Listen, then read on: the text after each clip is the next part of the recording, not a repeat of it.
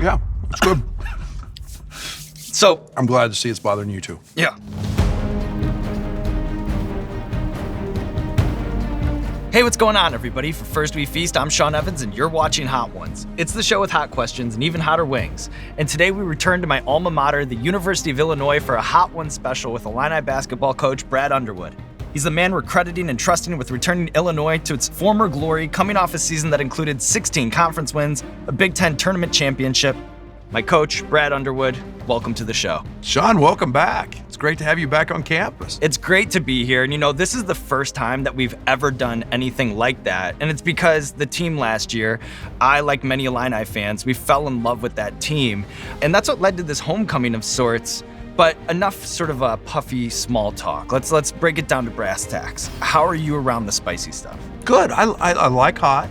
I like, I don't know what my tipping point is yet, but I got a feeling we're going to find that out. But I tend to migrate to hot, and we'll go from there.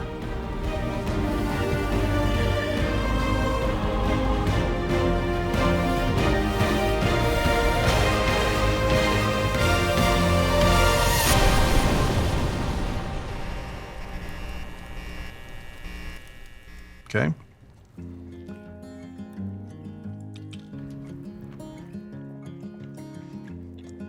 Fair.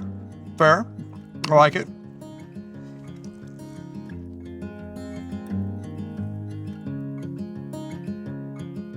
gonna lick my fingers. Really just marinating that one. So an important part of your coaching journey is the wild maze that it took for you to get here, working as an assistant coach for 26 years before getting your first head coaching job. From math tutor to travel agent, what are some of the more bizarre duties as assigned things you had to do outside of your job description working as an assistant coach? You know, really my first coaching job was as the head women's cross country coach. Now, if you know anything about me, I hate distance running. I wasn't any good at it. I never did it.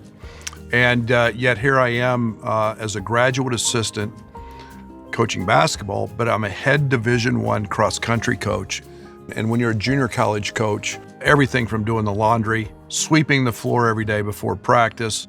I was literally kind of a jack of all trades, handing out $5 to go to McDonald's for your Happy Meal after the game. We did it all. So it's all part of the journey. And then I'm sure that they all had their role, but reflecting on that time when you're working at junior colleges and mid-majors, is there one stop on that 6-state, 9-university trek that you think disproportionately impacted or shaped the coach that you are today? Yeah, I think at Western Illinois, I spent 10 years there.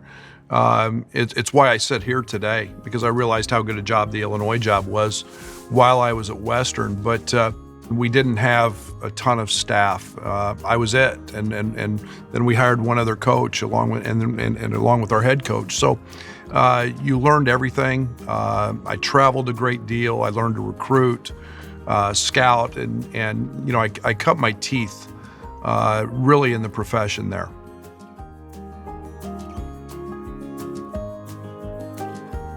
Could smell the difference. Definitely a step up. Right. Typically, we'll do the 10 Wing Gauntlet, but today, it's a steep ramp up for the special with Coach Underwood, I've got a feeling we're, by the looks at it, I got a feeling we're getting hotter quicker, no doubt. That's what's happening.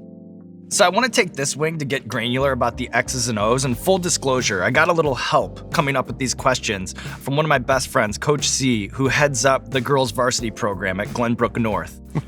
You need a bucket at the end of the half. What is your internal calculus, generally the things that you're thinking about when writing up a perfect sideline play? Yeah, I think, first of all, time and score. Who's the matchups? Who does the other team have in? Who do they have guarding the guy that I would like to get going? So we've practiced that. We know, hey, we're going to run this, and this, and we're going to run it to that guy. And it really happens about that quick. Do you have a guiding philosophy when it comes to working the refs, or is that kind of communication just pure visceral instinct and emotion? We see our officials a lot, so we know how they call a game. I think that there's certain guys that we say, oh no, we've got them on the road, we're in trouble. They're homers. you're fighting, you're grinding, and so emotion can be a part of it. We know who the officials are. We study them a little bit, but we try to give them the benefit of the doubt on most nights. And then I know that you have to rifle through decades of experience in games, but is there a trick play that's maybe the most memorable or one that you're most proud of that you pulled off in a meaningful game? I don't know if it was a meaningful game. That would be because it was not. But we did the barking dog trick. We lined up on a baseline out of bounds play, 3 guys across in front of the ball and a guy standing right behind them. And all 3 guys drop down on their knees, start barking like a dog. Everybody looks down, we throw the ball to the guy and we lay it in. So unfortunately in the Big Ten play, we don't get a lot of... The barking dog might not work. Yeah, at the it's Big probably Ten not going to work. I don't think is going to let that one fly in East Lansing or Matt in West Lafayette. But, I think the one thing we try to do is be as creative as we can. We've got a full court baseline out of bounds, which got a lot of attention last year because we stood everybody out of bounds as they're pressing us and just stepped in and caught the ball. Right. And, so we try to do a little, try to be a little creative on that side of things as well. And then finally, what is it that you find sacred about the spread offense? To me, it's the ultimate team-based offense. It gets everybody involved. In a perfect world, you want 5-6 guys averaging double figures. That's easy to do in that offense because everybody gets involved. You can take an average player on the offensive side and he becomes a threat because he can cut and make a layup. It's a team game. We've led the country in assists running it. That part of it's pretty special.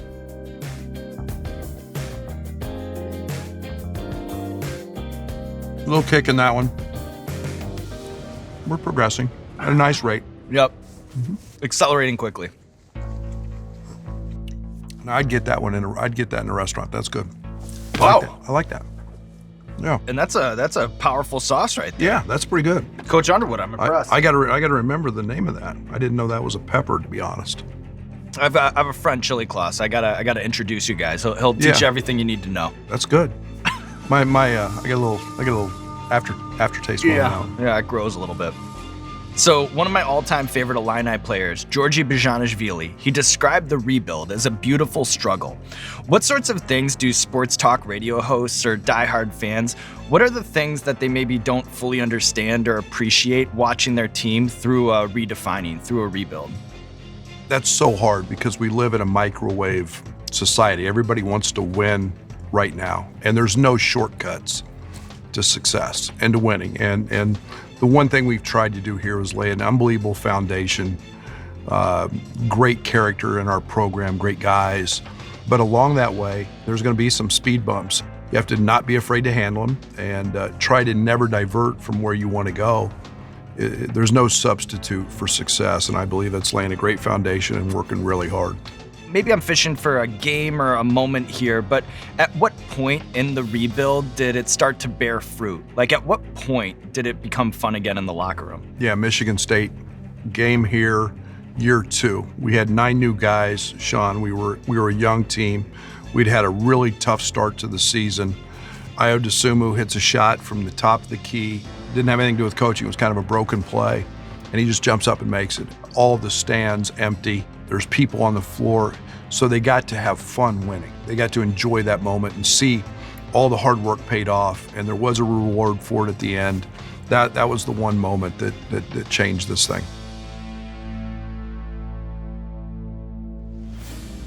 That's no joke. That one definitely gets your attention. We'll have a sweat going here in just a minute. It's what the people came to see.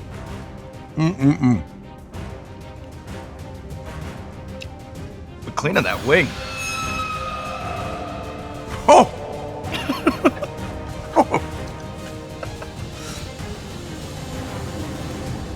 Don't know if I would eat a second one of those. Yeah. Maybe it's good for today, but Wow. Whew. we'll take the bottle back with us. Yeah, that's a good idea. Oh. What do you see as the biggest difference in the selling points that would persuade a recruit in the 80s and 90s versus today? Whew. Not to eat that hot. No, I think the one thing is, in '86 we had no 3-point line. We had no shot clock. Whew. Take another little sip of milk on that one. You and me both. You know, back in the day, there was four corners offense, Dean Smith. There were certain ways to win. A lot of teams played more zone. Great aftertaste on that one. Yeah. Whoa. Doesn't stop. And then we live in the age of analytics. Can you give me a metric that when you first started redefining the program here, something that stood out to you? And then how did you go about reversing the trend?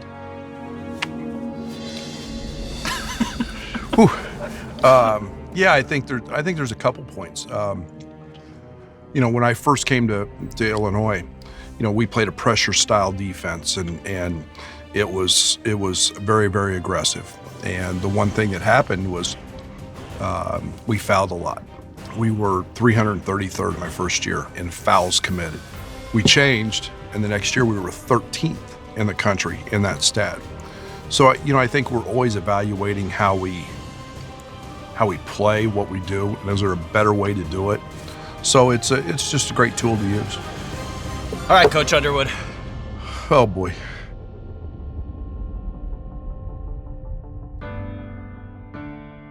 You don't have to if you don't want to. Well, I'm not going to let you do it and be called soft. So I had a feeling that was coming.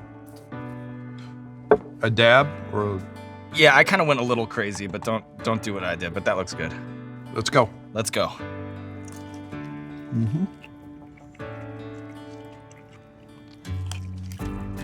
Mm-hmm.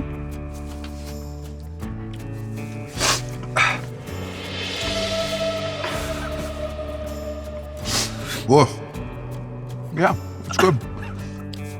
So, I'm glad to see it's bothering you too. yeah, listen, we're both going through it together. We're sharing this experience, but thankfully, Coach Underwood, we've reached the end of our spicy meal together. It's the homecoming that I always thought it would be, the homecoming that I always dreamed it would be. So with that in mind, Steven, drop the curtain. Awesome.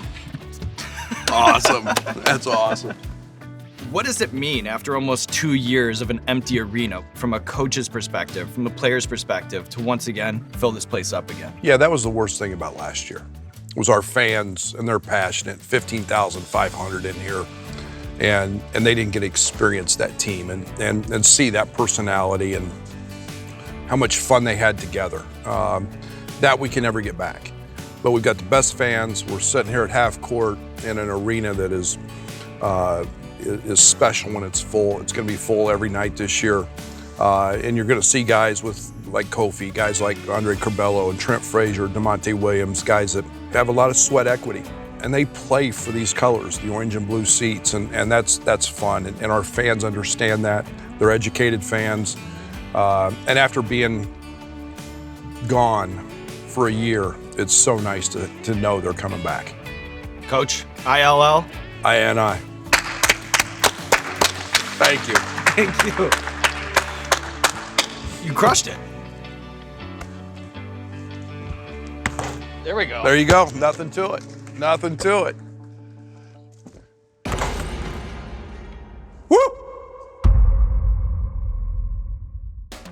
Hey, what's going on, Hot Ones fans? This is Sean Evans checking in with a very exciting announcement. You know, after 16 seasons, I'd like to think that we perfected the Hot Sauce Symphony, and now I gotta hand it to us. We perfected the packaging. It's the custom-made Hot Ones official 10-pack briefcase, now available at heatness.com. Take a look inside. It's so pretty and the perfect gift for the Spice Lord in your life. Just get some friends, make some wings, bring some ice cream, and be careful around the eyes. Heatness.com, heatness.com, heatness.com to get your hands on the custom-made Hot Ones official 10-pack briefcase. I know I love it. Mwah.